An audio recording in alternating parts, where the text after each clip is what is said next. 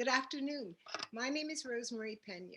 I am president of the Black German Heritage and Research Association and adjunct professor of German Studies at UBC Vancouver. Our conversation today is the third in our new Black Germany and Beyond series. My colleague, Dr. Emily Fraser-Rath, and I are honored to feature as our special guests two wonderful historians, Dr. Michelle Moyd and Dr. Robbie Aitken, who we've welcomed recently into our virtual classroom at Davidson College.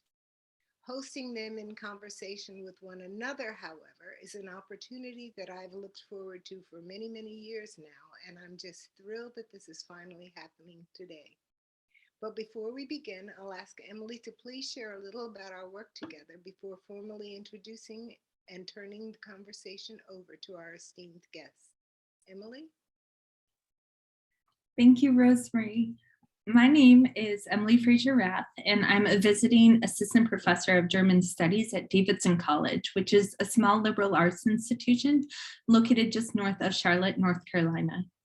I'm also the executive director of the BGHRA. We are so excited to be able to invite Drs. Michelle Moyd and Robbie Aitken to Davidson College and to the BGHRA today. Today is March 4th, 2022, and we, Dr. Pena, me, and our Davidson students are in our 6th week together. As Dr. Pena mentioned, we had the honor and privilege of speaking with Dr. Michelle Moyd prior to our conference, the Tuesday before our conference this year, and Dr. Robbie Aitken the week before that. So we're really excited to bring you two in conversation together, and many of our students are in the audience today. This semester, Dr. Pena and I are pleased to have another opportunity to work with Davidson students as we co-teach our second course together. German 351, or Race, Gender, Migration, asks us to employ a critical lens informed by Black German studies to questions of migration, belonging, and identity, as these big human topics intersect with Germany, Austria, and Switzerland, with the German-speaking world, and with the lives and experiences of the global Black German community. The class, like its predecessor last fall, consists of 3 parts. It is first an exploration of the aforementioned themes as they are, or could better be, handled in the field of Black German studies. Second, it is a community-based learning course as we support the BGHRA through our work and will feature our final projects in the BGHRA archive as our students last semester did, and I encourage everyone to check those out. And third, it is most importantly an opportunity for students and through these recordings, our broader BGHRA and Davidson communities to speak with people whose lives and work intersect with, influence, shape, and inform Black German studies. This series would not be possible without the generous support of the Dean Rusk International Studies Program Speaker Fund here at Davidson, and the interim director of the Dean Rusk program, Dr. Verna Case, as well as its program and administrator, Meg Zweifel. I also cannot ever thank Meg Sawicki enough. She is our German Studies Department administrator. She has offered her support, encouragement, and her organizational skills have truly kept us going and remain a vital part of what we are doing here. So to Meg, Mel, and to Verna, thank you. Before I turn things over to Drs. Michelle Moyd and Robbie Aitken, I'd like to take a moment to introduce them to you. And then I will ask them to introduce themselves again in their own words. So Dr. Michelle Moyd is Ruth N. Hall's Associate Professor of History at Indiana University in Bloomington. She is the author of Violent Intermediaries, African Soldiers, Conquest, and Everyday Colonialism in German East Africa, which was out with the Ohio University Press in 2014. She's also co-author with Julia Komska and David Gramling of Linguistic Disobedience, Restoring Power to Civic Language, which was out with Palgrave in 2019.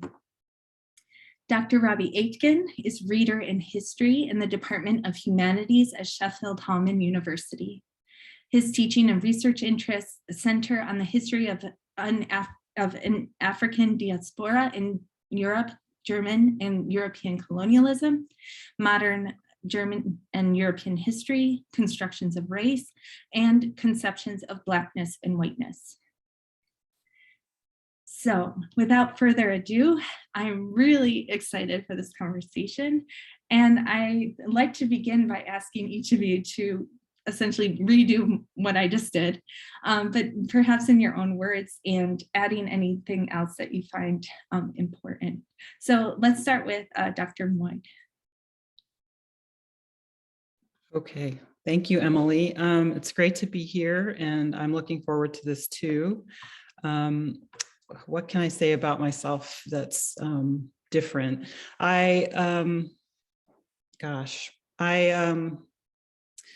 guess most recently what I've been working on has to do with Africa and World War I, and really that was kind of my entry point into studying the men who I studied for so long, the Askari who fought in the German colonial army in East Africa, the Schutztruppe. And I've really turned my attention to trying to narrate the history of World War I from African perspectives, and to put it into a global history of the war. And it keeps returning me to many of the same questions around race and belonging and citizenship and violence that motivated me to do my dissertation that became my book. Beyond that, I think I just want to say how much I am thinking with many other people in this community about what's going on in Ukraine, and all of the ways that what we know about the history of violence in Europe in the 19th and 20th centuries intersects with what we know about histories of empires and colonialism and race, histories of race and racial formations. And it's an interesting moment to be trying to think about World War, of course. And so I'm looking forward to just seeing what comes out of this conversation in this very stressful, difficult moment for so many of us. Thank you so much. And as we go, I'll also share some resources from our colleagues in ACES, I think they call it, the association that covers Eastern Europe and Slavic lands and that sort of thing. They have a lot of lists and that can point us to vetted resources to support the Ukrainians and our Russian, Ukrainian, Belarusian, and so on colleagues and students and beyond. Yeah, thank you. And Dr. Aitken, would you introduce yourself in other words? Yeah, thanks very much. And thanks so much for the invitation, Emily and Rosemary. It's great to be here.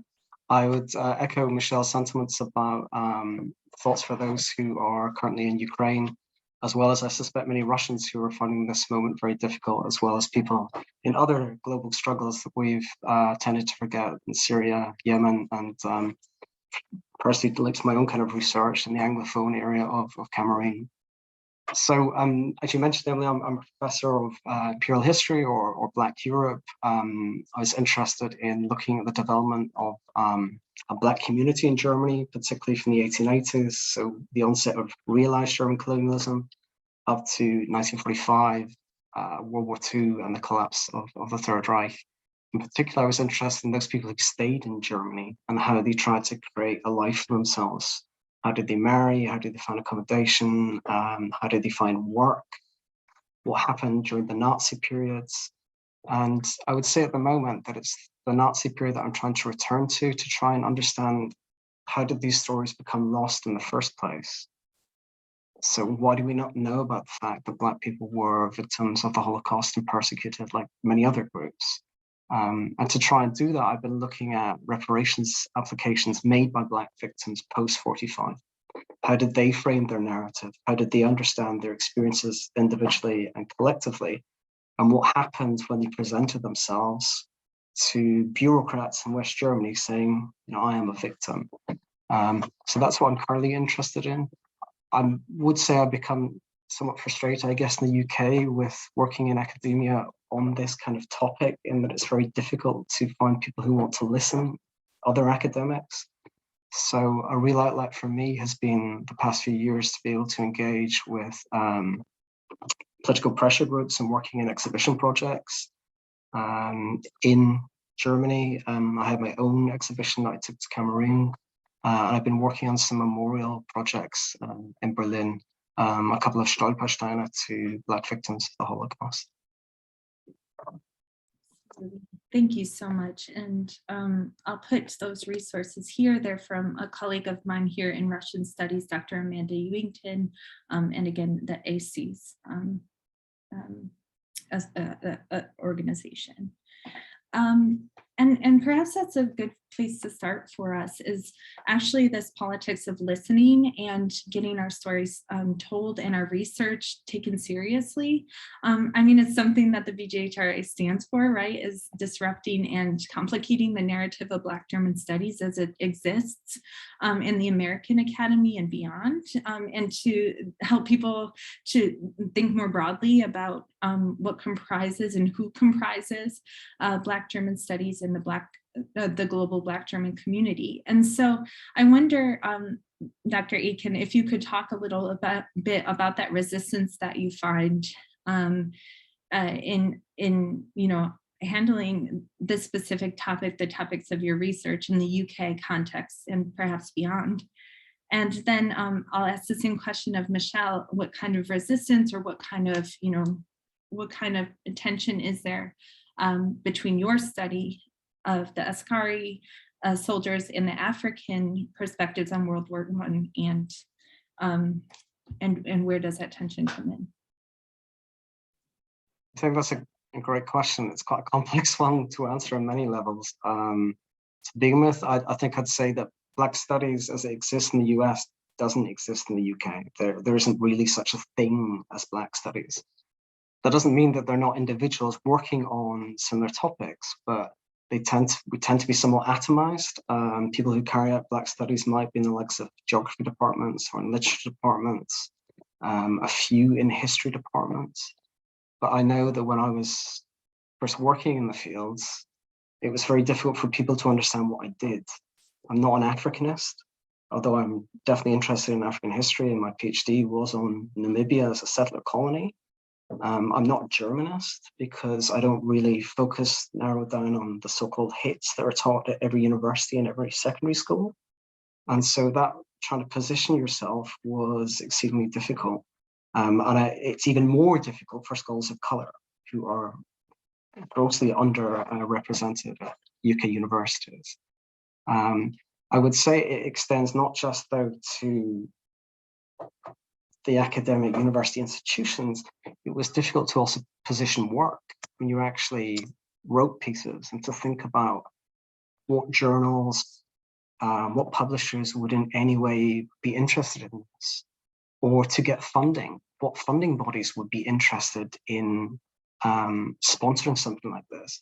I was very fortunate that myself and my co-author at the time, Eva Rosenhaft, happened to be in the right place at the right time for a funding body, because I'd applied to multiple different organizations who weren't interested enough to fund the work. I think that although that was 20 years ago, I'm not sure much has greatly changed when I look at conferences that take place in the UK. That's why for me, BJHRA was such an amazing space, in that here, the BJHRA, a bit like the Afro-Europeans series of conferences, brought together a wide range of people, not just academics, but academic activists, performers, writers.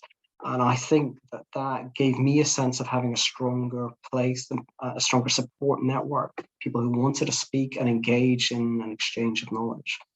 Because I would say that many of the conferences that I otherwise visited, there'd be 10 people in the room and 5 have come to the wrong room. So it wasn't much of a conversation that was going on. I think we can, just to end, I guess, on that point, we can see one of the difficulties that Black Studies has in the UK is what's happening at Goldsmiths at the moment.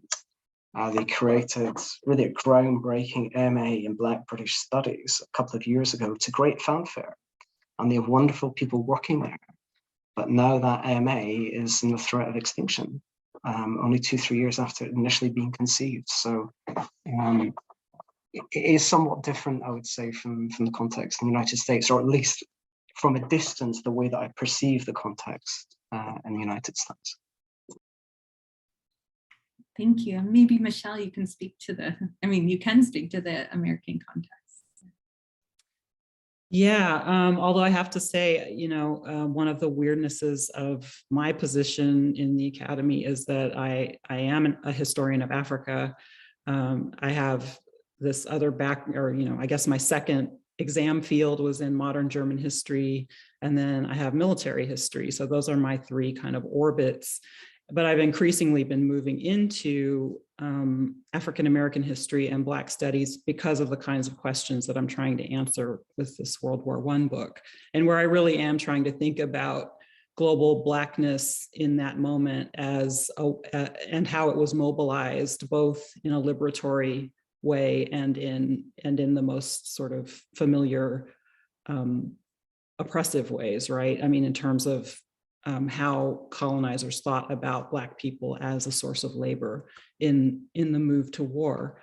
So I too sometimes feel a bit out of place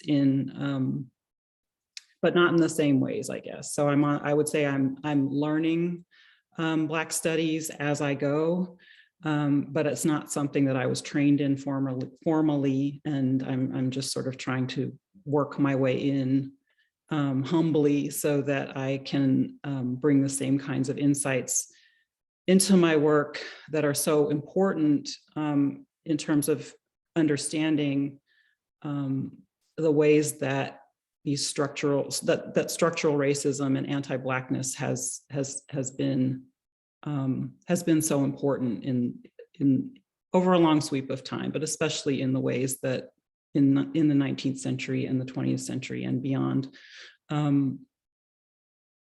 global power has been arranged, right? So I guess in terms of, thinking about resistance and tensions, one of the things that I love about what I do and the work that I do is that it is always bringing me to the interstitial or or the oblique. Like I'm always approaching questions from an angle that is usually understudied or has been treated in one dimension but not in others. So for example, military historians, many of them can talk all day about General Paul von Lettow-Vorbeck and the Askari because of this incredible campaign during World War I that happened and was really also my entry point into studying the Askari way back when. But they won't be able to tell you very much about what motivated those men, or they won't have much to say about the absolute devastation that was caused by Lettow-Vorbeck's campaign across what was German East Africa and beyond, because he crossed over into Portuguese East Africa and then into Northern Rhodesia. And so there's, this terrible swath of destruction that is caused by this campaign. But if you look at the military histories, what you get is Lettow-Vorbeck was a great leader of men. Look at all these Black men who followed him and who were loyal, and look at this brilliant campaign of evading a far superior force, right?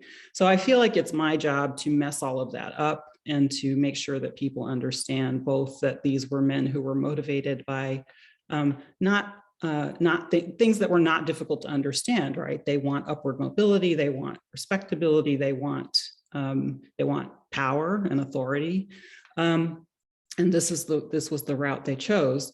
I want people to understand that. I also want people to understand that those men were perpetrators of terrible violence, and that violence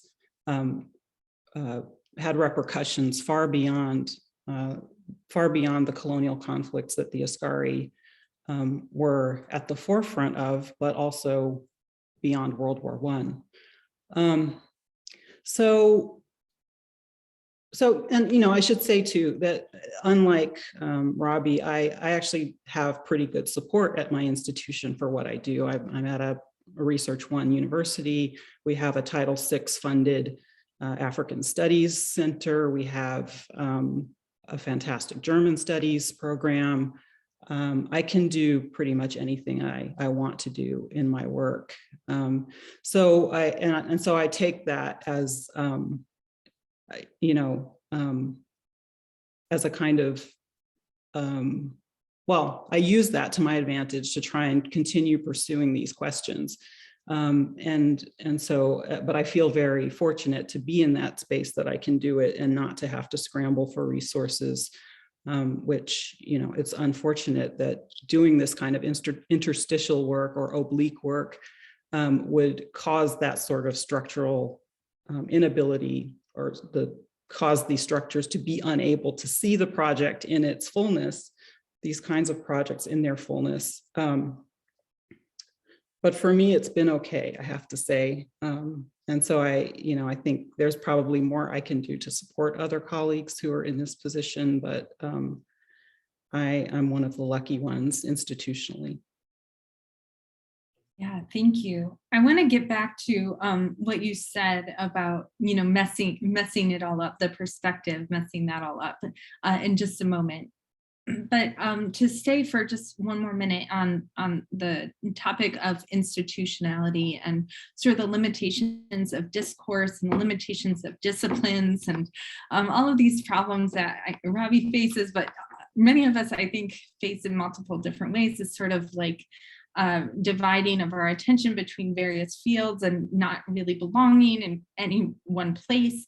It occurs to me sort of a critique of what's going on now in the Ukraine, Putin's war, that the discourse that's going on is, it's interesting to think about the media representation of this particular conflict in comparison to other conflicts around the world that are taking place or have taken place. I'm thinking especially of the media coverage and the drive to bring scholars from, for example, Afghanistan this past summer.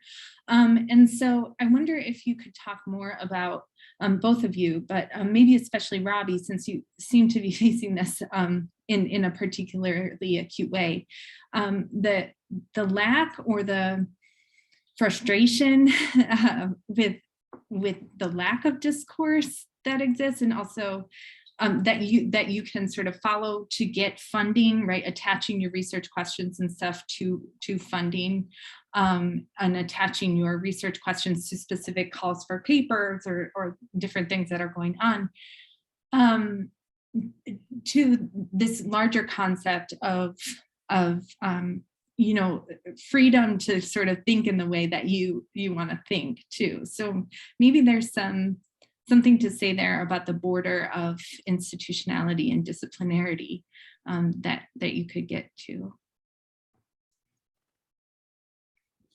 Could I add one other thing into there? That's already complex, but I would also be really interested in hearing you think about so your move to doing exhibition work and memorial work, which strikes me as of absolute importance and value for all sorts of reasons. And the ways, and so here is a way that I can speak to, the US Academy, that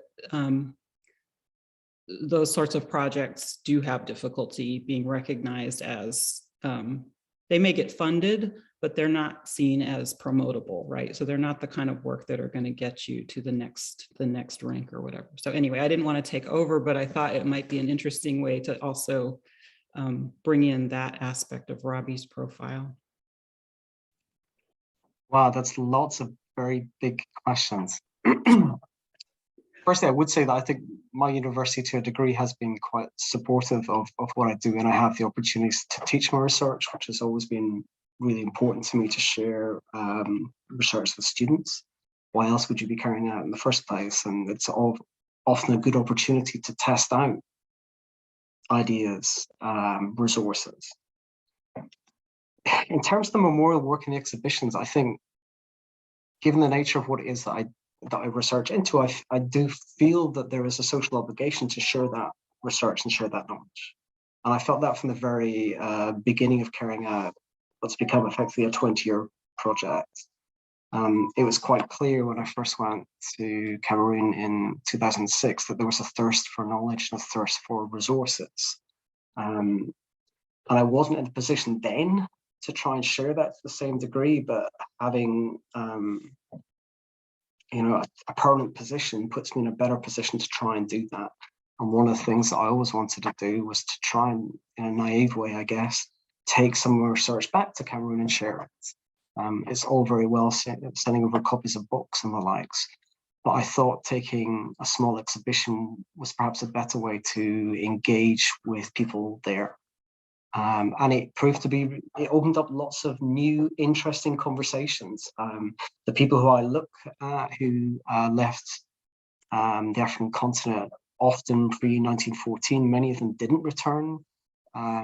Their families and relatives had no knowledge of what became of them, or knew vaguely that those who had left and hadn't come back, or they had come back but hadn't shared their stories. This was an opportunity now to try and gather some of that information and share what I could say.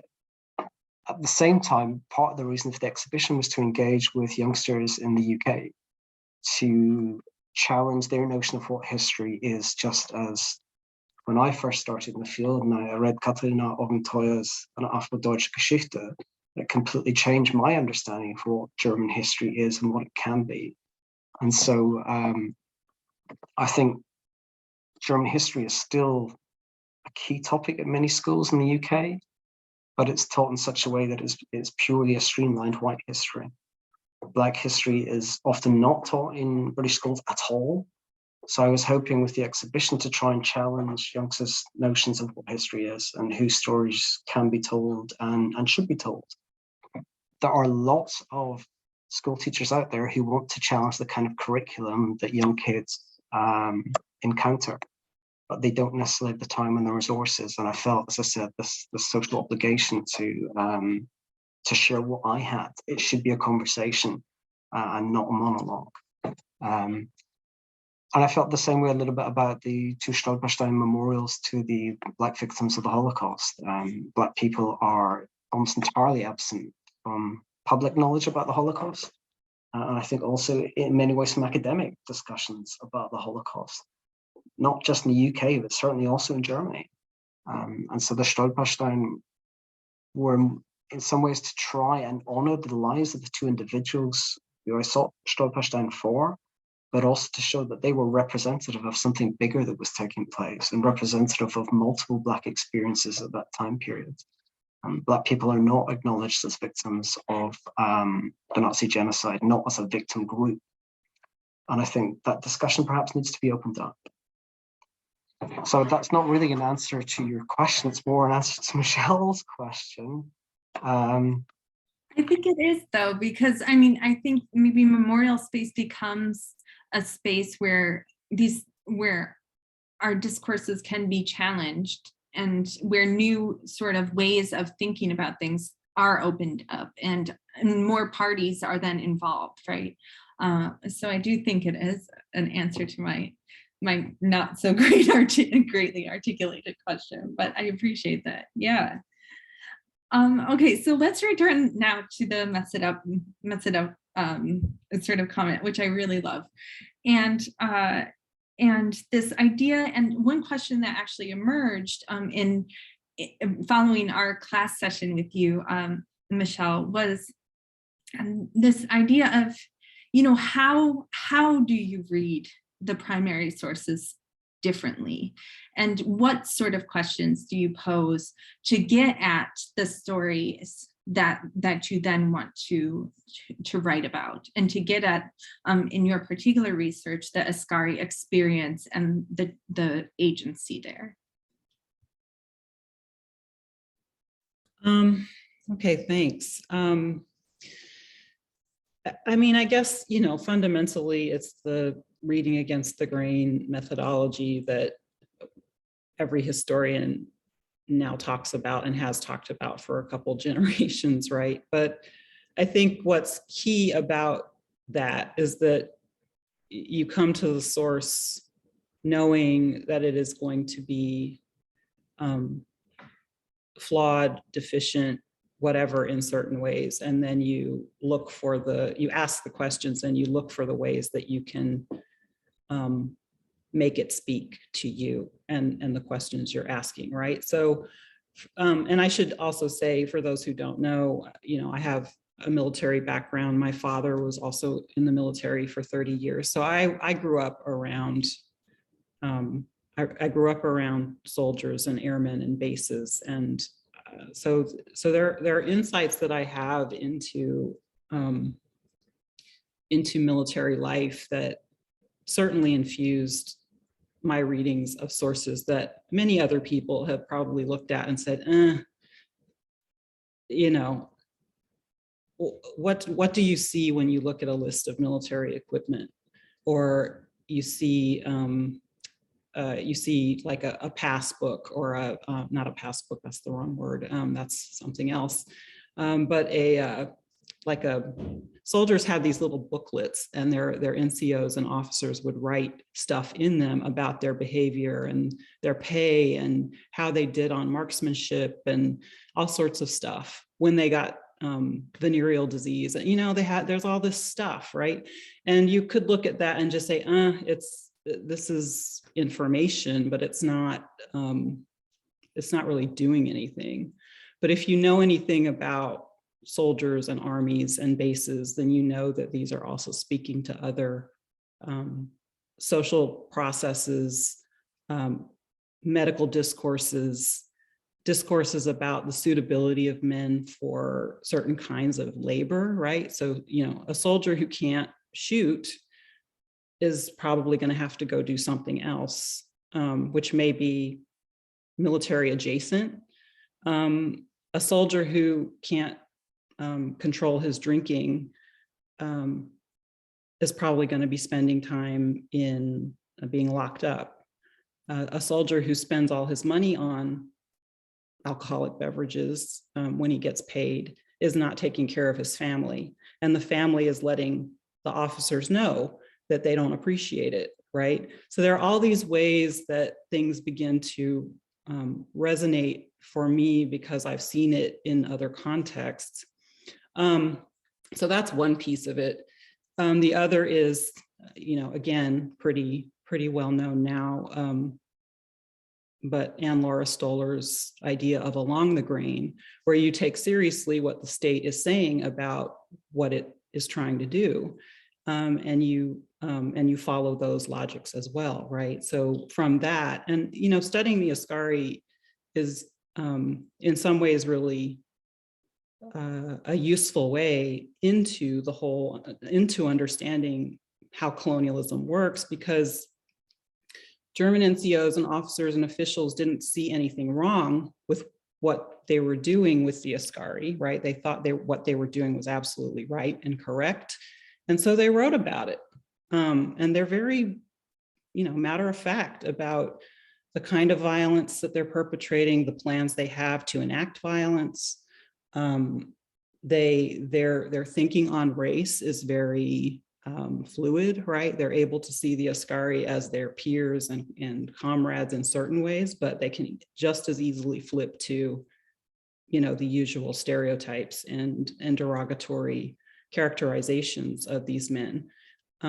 So they're really looking at stuff that had to do with the Ascari and the Schutztruppe with my own kind of lenses, allowed me to see their histories in ways that others perhaps thought were. In fact, one of my advisors said I was going to have to be creative because the records don't exist, right? And this is well known that the main records for the Schutztruppe were destroyed by Allied bombing raids in World War II.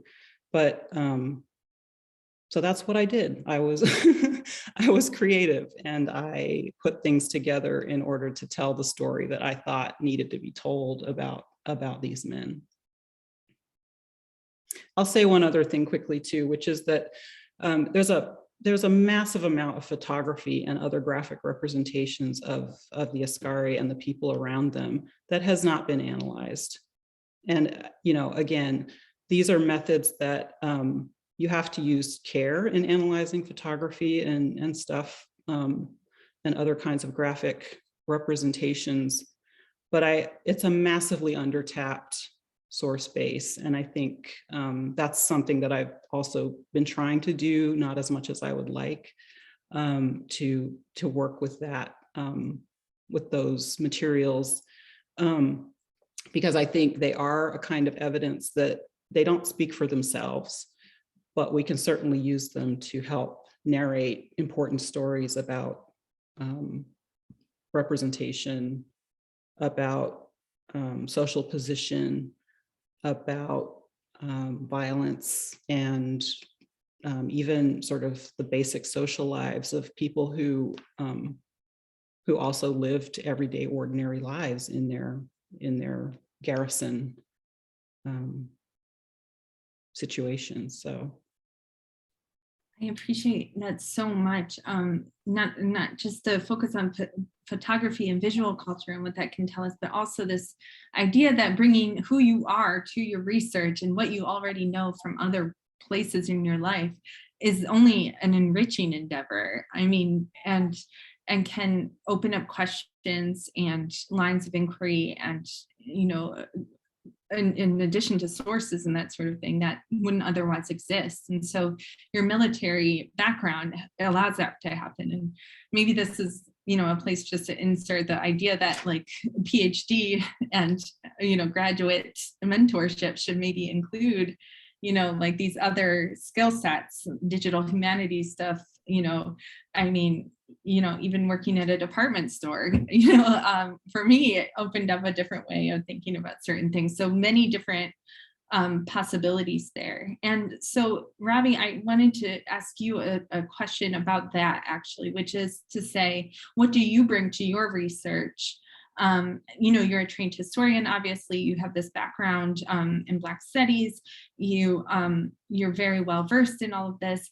Are there any aspects of your non-academic life that you bring in, but also as a white man doing this research, I wondered if you could talk about that. Something that is, you're not Black German, and Michelle, you are also not German, right? So where do you bring your identity into your work? So Robbie, maybe we start with you.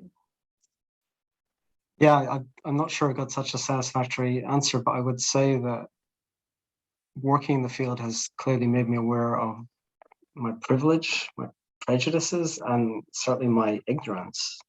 I think that notion of privilege was really driven home when I went to Cameroon, and whereby stint of having simply a British passport, I had more readily access to the archival documents than the local Cameroonian postgraduates, which to begin with, I really couldn't understand why this was happening. And it has since made me try, if possible, to share my archival resources with those who don't have access. There's clearly an uneven distribution of access to knowledge. One of the ways I've tried to do it is in the project with Jeff Bowersox, who's created this absolutely amazing website, Black Central Europe, where possible, where we don't have copyright issues, we have tried to put our materials there. And I've tried to send materials to Cameroonian scholars who I've worked a little bit with. In terms of my complete ignorance, as I said, Katharina Obentoyer's book really opened up my eyes to a different German history. I'd spent most of my secondary school being interested in German history as opposed to English history. I'd say I'm Scottish, and it's not in any way to be prejudicial against English people, but I just found the German history more exciting. I did too when I went to university, and then when I started my PhD, I was given Obentoyer's book, and I thought I know nothing, literally nothing about this, which meant that I had more difficult questions. What did I know about Black British history or British imperialism? And the answer was really very, very little. So I think it has forced me in a really good way to question my standpoint and what I'm doing and what I should be doing with my own students. what I should teach them, and things like that. I was really interested in Michelle's discussion of the sources because I mean, I think we face similar problems, Michelle, in that it's very difficult, one, to find sources. Two, we are confronted with many partial biographies. You follow a life story and suddenly someone just disappears from history. And I think that notion of being creative is effectively essential to this kind of work. There's a reason why I'm still doing this after 20 years. There's so many life stories that I would really like to know what happened to that person. And I think because it's a diasporic story and people move over state boundaries, or the states that effectively observe them change over time, there's no one archive you can go and find all the answers. These are sources that are scattered worldwide in multiple languages, which is partly why I think, coming back to your previous question about working in memorial sites or working with exhibitions, to my mind, collaboration is the only way, I think, to move ahead, because these projects are so massive. And I think it needs different viewpoints of different people who can tell the same story in different ways in order to be impactful. When I was thinking of the sources when Michelle was talking, I face a similar problem in that the people whose lives I'm interested in are framed in a certain way, often dependency or criminality. It's very difficult to hear the voices of individuals, but I think there's been a couple of ways in which maybe it's been possible to at least access them to a greater degree. And one was looking through the African American press, who were interested in Black Germans, but interested in completely different things. They were interested in their personal private lives. They were interested in their social spaces. Certainly, I think the African American press present Black Germans as inspirational or aspirational figures and don't necessarily take seriously the actual day-to-day lives of Black Germans, but they do discuss different things. Photographs, I would 100% say, are underutilized. Tina Camp has shown how you can take photographs to see a different side of Black Germans' lives. And I was very fortunate that a number of the people who I've written about, their families have since contacted me and have shared their wonderful resources with me, including the photographic album of a Black German woman who was part of the Deutsche Afrika Show. There's 400 photographs, and it is a Black German taking photographs of Black Germans in their own spaces, covering the 30s to the 40s. And in many ways, it blew my mind just to see people who I've been reading about for years and actually physically seeing what they look like, but to seeing how they could still live lives during the Nazi period.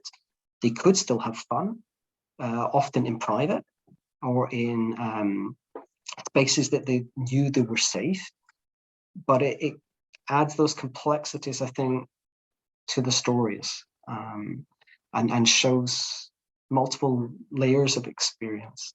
So I know I've gone off on a bit of a tangent, but I think that question of sources is really important. And I was fortunate to live in Berlin after I finished my PhD. I was working as a tour guide to earn money for 4 days a week, and I went to the archives every other day, and I literally just looked at anything I could possibly find, because I think it's a jigsaw puzzle.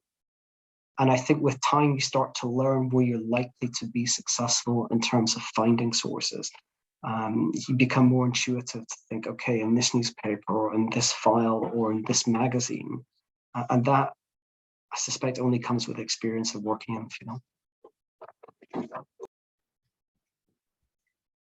Yeah, so much there. I just got chills when you talked about the photo album. I mean, just the sort of, I don't know, it's just profound to think about the way that having sources provided to you by descendants, and that allows you to see a more intimate side of a story that is cast as mostly tragic, right?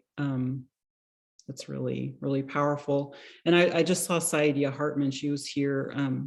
She spoke here at IU last night. And of course, much of her work is around these questions of how you recover or retrieve histories and narrate stories about people who are never meant to be written about, right? And so that's a place too where I'm learning a lot from Black studies, and the kind of insistence on continuing to try and narrate Black histories that are not leaving behind the problem of structural violence and anti-Blackness, but that are insisting on narrating histories of people's joy, of their creativity, of everything they do in spite of all of that, right? So anyway, back to the original question, how is my identity in the work? I've already said that I have this military background. In many ways, that's profoundly important for how I read the sources, but also how I position myself in terms of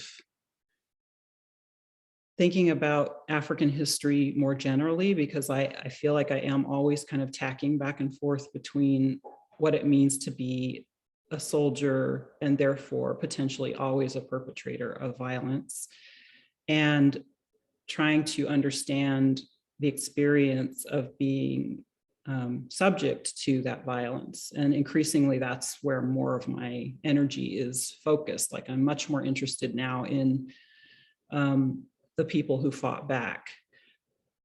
But it came out of this, of being able to see soldiers as people who imagine themselves doing the right thing for whatever motives they bring to it, right? And so that's my conundrum, and it's my own conundrum because I'm working it out for myself, to be quite honest, right? Having come from a father who joined us newly integrated military, but which was still very segregated in many ways. And then, me being the next generation going to college on an ROTC scholarship.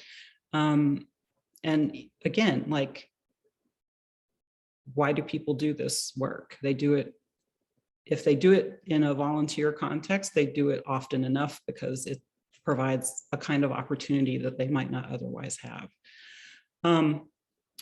So that's one kind of really important identity for me. But of course, I am a Black woman, and I continue to be, always will be, compelled by the stories of the Black freedom struggle. And I think what studying men like the Askari has allowed me to see is that, for all of the kind of celebrated Black liberation stories that are familiar to us, the MLKs, the Malcolm X's, the Stokely Carmichaels, or Kwame Toure's,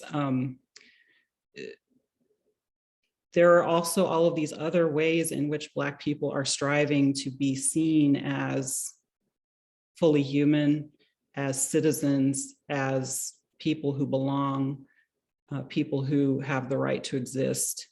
And they pursue those paths in a variety of ways. And one of those ways is through soldiering. And it's interesting to me to turn to, especially in the US context, the ways that Black soldiers are heroized in some really interesting ways. For example, in the conquest of the western portion of the continental United States, right? Buffalo soldiers are heroized in the subjugation and removal and massacre of Indigenous peoples. What does that mean? I mean, how do we make sense of that? And if you move forward to World War I then and look at what's happening to Black troops who are recruited, but then only used for manual labor because the combat role is seen as something that's not suitable for them. And then the ways that they push back against that, right? The ways that they are fully aware of the fact that being a soldier should entitle them to a certain kind of obligation from the state. That's the kind of set of identity questions that are interesting to me and that keep propelling me through this research. And I've been doing it now for 22 years, at least. That's still the nub of what I'm interested in. Wonderful.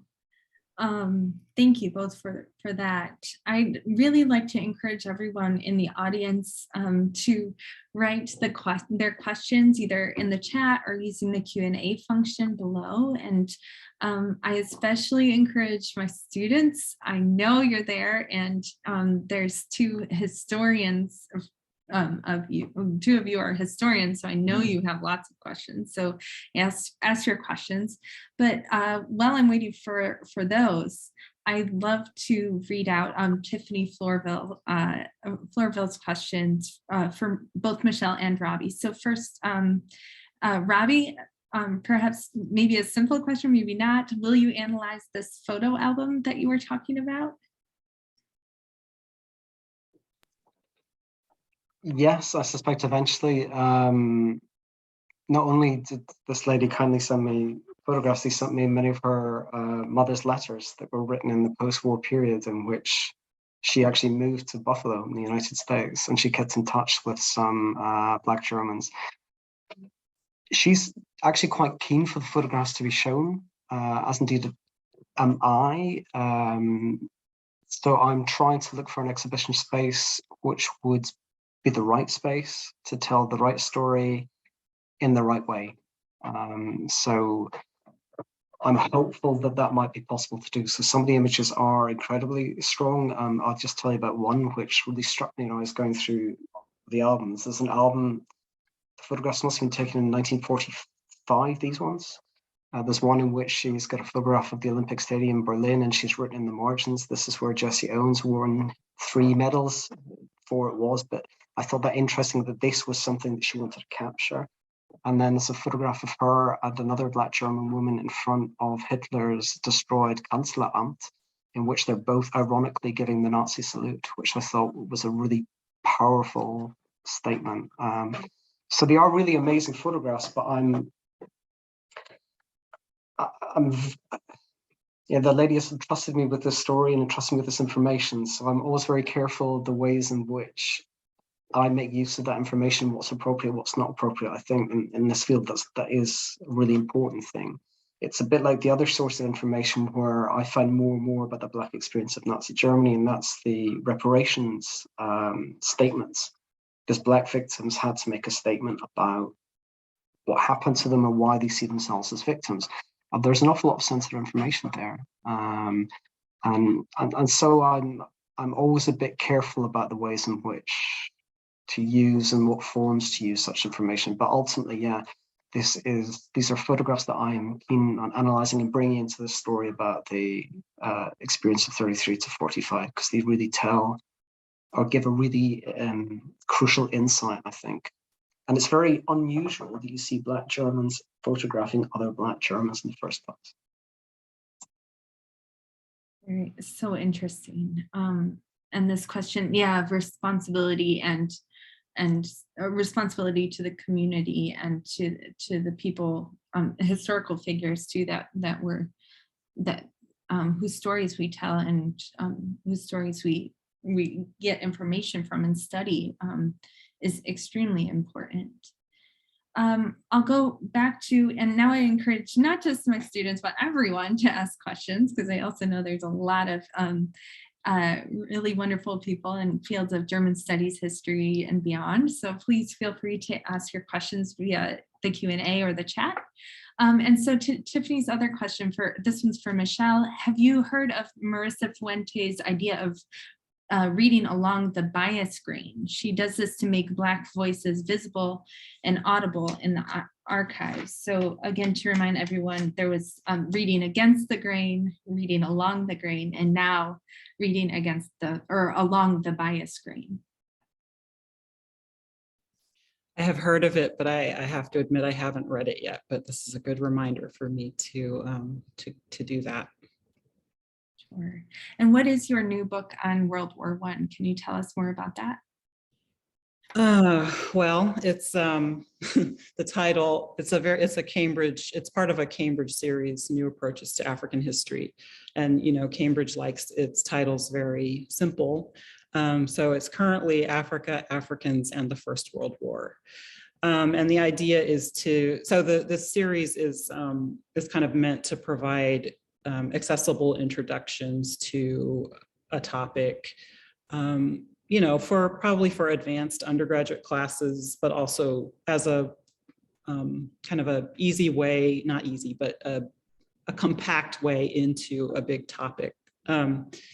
So what I'm trying to do in it is to, really try to think about what it would mean to narrate the history of the First World War from African perspectives.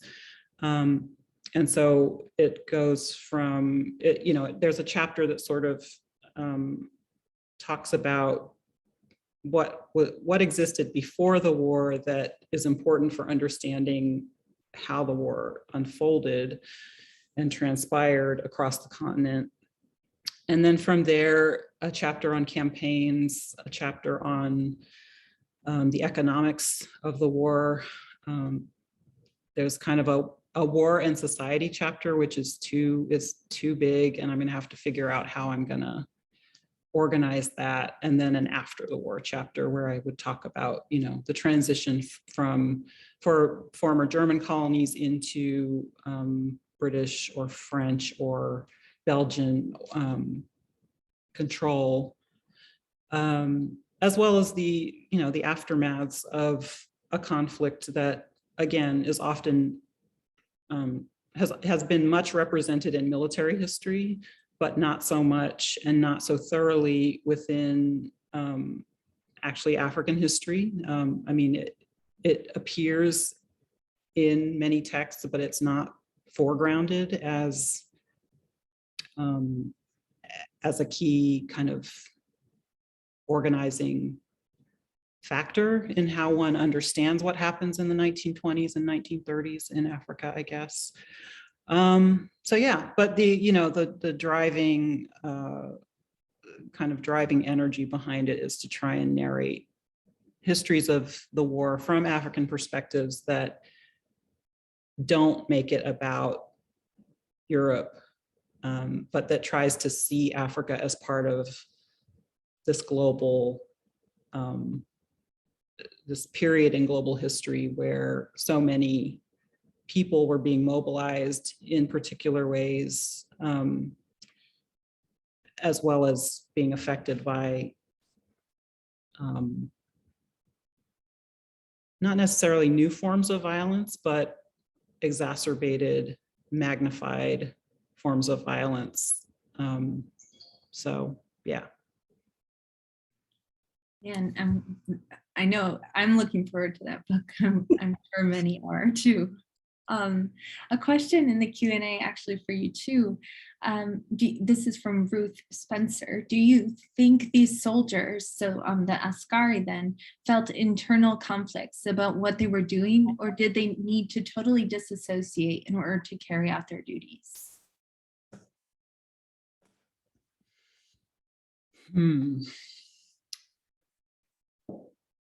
It's so this is one of those source questions that is really hard to answer because there are so few so-called ego documents produced by the Askari themselves. Internal conflicts, in the evidence that I have, which again is very much skewed, and I never did oral history, so that would be another way in that, hopefully one day some graduate student will undertake, but I didn't do it. It's hard to know much about their emotional worlds, their affective lives. I think there are things we can say about trauma that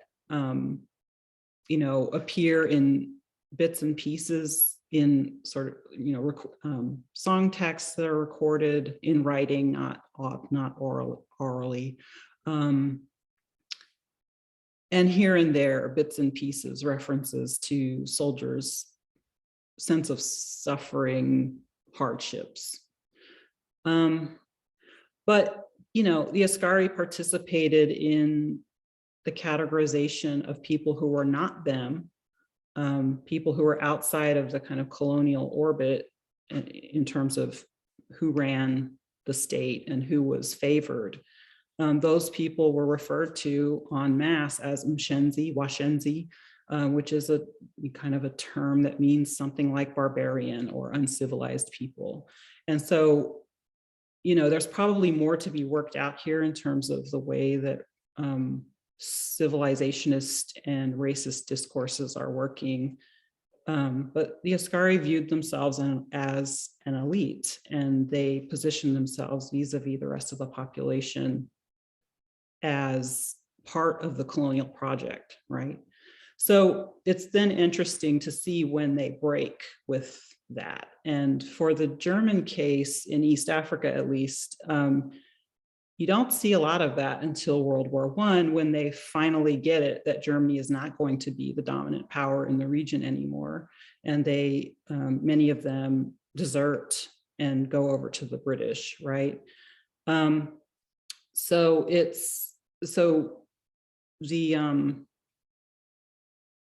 at that point, it then becomes much more important to find people who you can build alliances with. And so, but again, it's very hard to trace without more sources. And,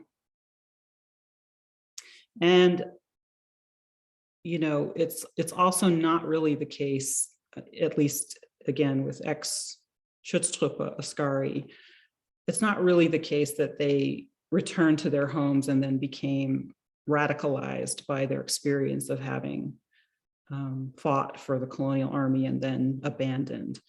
Rather, they kind of settled into enclaves. They tried to carve out new lives for themselves in a new colonial administration, but they were essentially cut off from their patrons, the Germans, right? So they had a very difficult time for the remainder of their lives for the most part.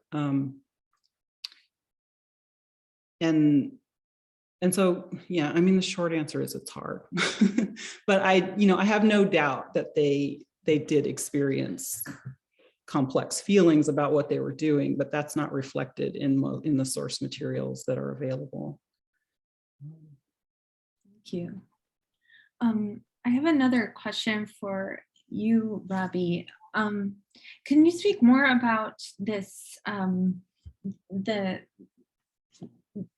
complex question of how Black experiences got erased from the narrative of the Holocaust, what you've been finding so far? I know this is sort of the beginnings of this particular project, but it occurs to me, you know, and Dr. Pena and I were talking earlier about this, there's a lot of knowledge sharing going on right now about Ukraine, a lot of experts from multiple different perspectives, but one perspective that is not out there, at least that we've seen, is a Black perspective in terms of what does it look like right now for Black Ukrainians and refugees in the area, but also migrants, students, et cetera, et cetera. So I'm not sure if there's a connection there, but certainly maybe something to think about. Yeah. I think there's a connection in the way that they're written out the story. I think that has happened across European history. The European narratives have effectively removed Black people as active agents within their own history, within European history. I think to a degree, I mean, I find it very difficult over the last week not to be on Twitter, keeping constantly up to date with what's happening in the Ukraine. And there are people who are working very hard to tell those stories and give those experiences the Black experience in the Ukraine or Black refugees. It's the mainstream media, I think, that has been very slow to pick them up. Although I have noted in the BBC and I think in The Guardian over the last couple of days, there's been more of an attempt to bring that in. But you're right, I think effectively, they're struggling to have their voices heard. I think in the case of the people that I look at, the immensity of the Holocaust is such in German history that their stories very quickly get forgotten. So Black victims who have the support sometimes of Jewish victim groups and of other victim groups of the Holocaust, and stake a claim for victimhood, are confronted with bureaucrats who have no idea who these people are. They don't know who they are. They don't understand why they were in Nazi Germany in the first place. And if they were in Nazi Germany, how come they were incarcerated? I think there's almost a sense with the link to the Sinti and Roma that they must be criminals to explain why they suffered in the first place. So Black people are telling their stories, they're getting support from victim groups, but those stories have been crushed by bureaucrats who appear to have forgotten that Germany ever had colonies in the first place. I think there is a degree of that colonial amnesia really starting to crystallize at this time point. I mean, it's only 2-3 years before, in 42, 43, the Nazis are still making colonial films with people from the colonies or with their children. But these bureaucrats, several years later, seem to have forgotten that. I think also maybe the direction of German understandings of Blackness is changing because of the occupation and the use of African-American troops, and that there's more of a hysteria now because of the so-called children of the occupation who are being born to white German women and African-American GIs. And their numbers are clearly significantly higher than the Black presence during the Nazi periods. So I think there's a lot of things that are coming together. Clearly, structural racism and the way in which academics approach history is another big aspect of the story. But I think there's a lot of things that are crystallizing to make those stories become unheard. And it's leading to the consequence at present day. There's still a lot of Germans who think that the Black presence in Germany started in 45, in West Germany or in East Germany in the 1980s, when people from Mozambique or Angola and Namibia were present, which is patently not true. So I think they have been written out of the history, but I should say that's not the case. I don't think all people see German history that way clearly. Since the 80s, ESD, the Initiative of Black People in Germany, and Maya Im and Katrin Ontoy were working very hard to publicize the fact that this isn't a lost history. It's one that's been rendered invisible. Thank you very much. We have another question in the Q&A, this time for Dr. Moyd. So Joe Mather says or asks, to what extent can it be said that the reputation of the Askari was a key element of running the everyday colony for the colonial authorities? Reputation is a word that contains a lot, I think. So, I mean, from the colonial governance perspective, the Askari's reputation was impeccable, right? I mean, they absolutely relied on them for the everyday administration of the colony, in addition to the more kind of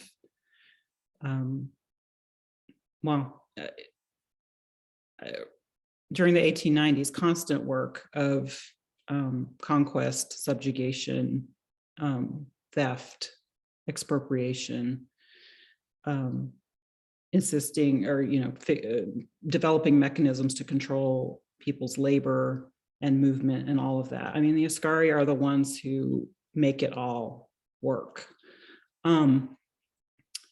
For different parts of the colonized population, the Askari are feared and reviled, but also for those who are seeking out either some form of security in a difficult time.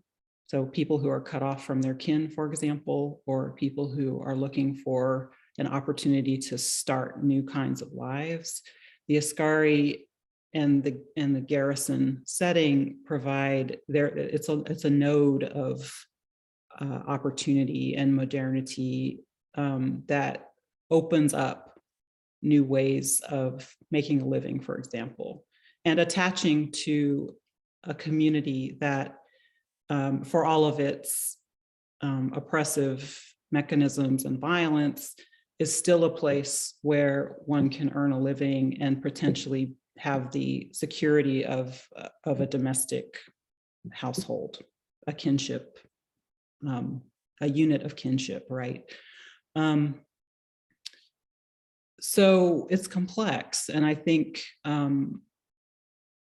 their reputations are much, I mean, it's not that different from how one might feel about somebody who is a police officer in your community, right? Like if your neighbor is a police officer, or your son or your cousin is a police officer, you might not be inclined to think of them as part of this structure that is obviously responsible for misery in the everyday lives of many, many people.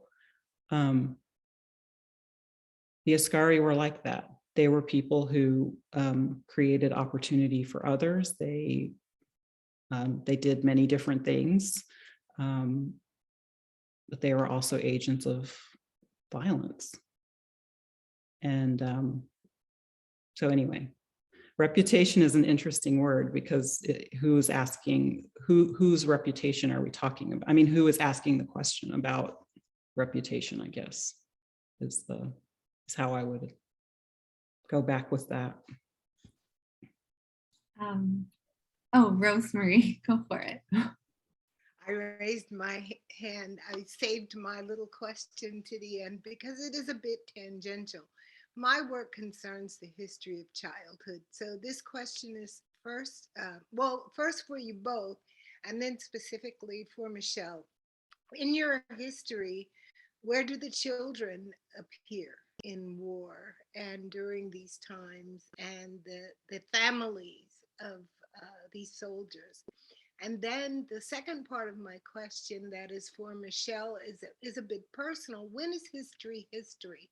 And I say that to say in my work in post-war childhoods, I found a glaring lack of information regarding military brats, Black military childhoods. I'm working on that now since I'm close to Fort Dix, but I just wondered if you've noticed that. And I think that military childhoods, perhaps from the period during and immediately after the war to the early 60s, was a very special time for the military. I think that there has been a change since the 60s. So I wonder if you've run anything across any of the children in your research in history, and if you've had any interest in the children that I've mentioned afterwards.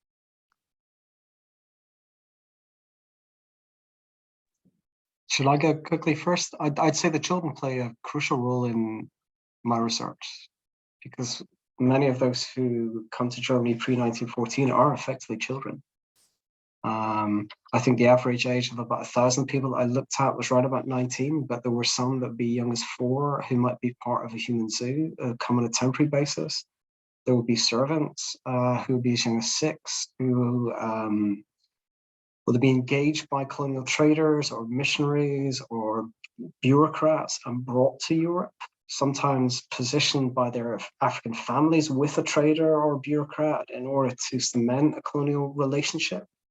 There are children who are brought over by missionaries to be schooled, and also who might be sent over by their wealthy elite African parents from the Togolese coast or the Cameroonian coast to be educated in German schools. So that the children really, I think, at all times, the chronology that I look at are crucial. The experiences change clearly over time. Being a child pre-1914 in Germany it's not easy. You're likely to be isolated. You won't know the language to begin with. Many of those who then spend several years in Germany return to Africa, but no longer can speak their own African languages, and then struggle to reacculturate. But it's much different when we get to the 1930s, being a child growing up, because then we have I would say, pretty much a systematic persecution in the second or third generation of Black Germans, so children of Cameroonians, Togolese, Liberians, etc. They will be systematically excluded from schools by the Nazis when the Nazification of the school system takes place. They will likely be excluded from any apprenticeships. So they're having to follow the life stories of their parents in taking on jobs in entertainment and playing effectively crass racial cliches. That too will come to an end in 1939, 1940, when there's an explicit ban on them performing in public. And then, as young people, under the gaze of the Nazi system at a national, but also a local level, they have to be very careful when they're engaging with members of the opposite sex who are white, because that could be life-threatening to the degree of being challenged with sterilization or incarceration. And of course, there's another group of young Black German children we've not mentioned at all, and that's the Rhineland children, born to these French colonial troops from North Africa, West Africa, and also from Asia, and who will systematically be threatened with sterilization to the degree that some 400 of 900 children will be sterilized by the Nazis. So at all levels of my research, children are, I think, really crucial to the story, whether it's pre-14 or whether it's post-33. So yeah, that's been something crucial. And in a way, when I've been working with schools, this has been one of the ways I've tried to engage with school children by not necessarily focusing on the Nazi period, but in the pre-14 period, by showing them images of young Black school children in Germany, so that they could try and think, okay, what would that experience perhaps have been like?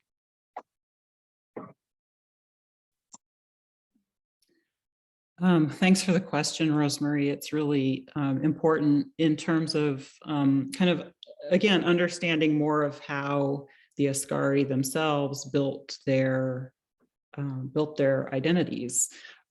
Children were essential to their ability to demonstrate that they were householders. And so having children either of their own bloodline or incorporated, again, people who were made insecure by warfare or by bad harvests or, all the ways that children become orphaned. Many of those children ended up in households either like the Ascaris or on missionary posts, right?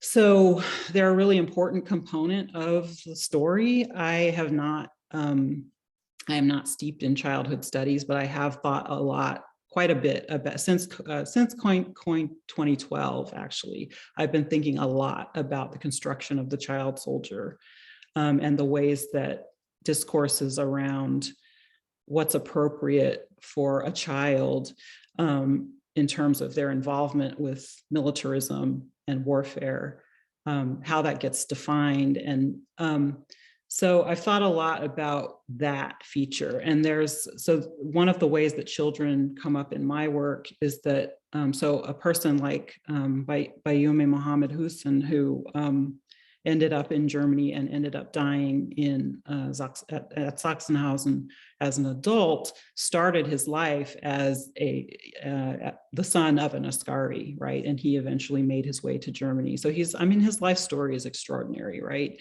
But his origins are in this mode of having been trained as a so-called Ascari boy, somebody who was a kind of servant slash gun boy, the person who took care of the Ascari's stuff and built his camp at the end of the day and all of that. And who, because he grows up in the Schutztruppe as his kind of family and the place where he belongs, ends up following the Germans back home, and his life plays out there in these really amazing and tragic ways. So that's one thing, making households. Children are absolutely important, and child soldiering is another way.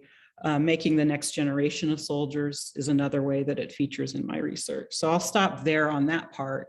Your question, when is history? History is really fantastic. And, you know, I would love to do the kind of research you're talking about, of finding the children who lived, who were born and lived through that period. Because, well, obviously there's the personal connection, but I think that they have specific kinds of stories to tell about how, again, the contingency of race, right? Because what's interesting about the US occupation of Germany and the making of these new family units and the abandonment of certain kinds of children, or the, you know, the expulsion of certain kinds of children in that period, right?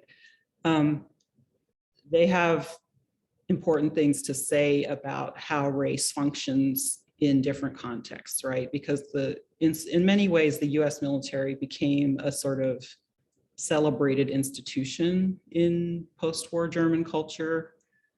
And I find that that is still the case in some ways, but there's also this terrible violence that's being done to these mixed race children, right? And